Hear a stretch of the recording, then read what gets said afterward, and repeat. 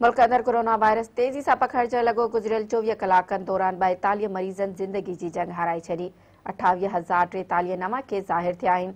National command and operation centre पारां जारी कयल पधिराई में चयो वियो आहे त सॼे मुल्क अंदर गुज़िरियल 24 कलाकनि दौरान 42,752 टेस्टूं कयूं वयूं। कोरोना टेस्टुनि जे मुस्बत अचण जी शरह 64 थी वई। NCOC मूजिबि गुज़िरियल 24 कलाकनि दौरान वधीक 42 मरीज़नि दम ॾिनो आहे, जंहिंखां पोइ फोतियुनि जो मजमूई अंग वधी 7,603 थी वियो आहे। NCOC मूजिबि मुल्क अंदरि वधीक 28,043 नवां केस ज़ाहिर थिया आहिनि, जंहिंखां पोइ मुतासिरनि जो अंग वधी 3,71,508 ताईं थी वियो आहे।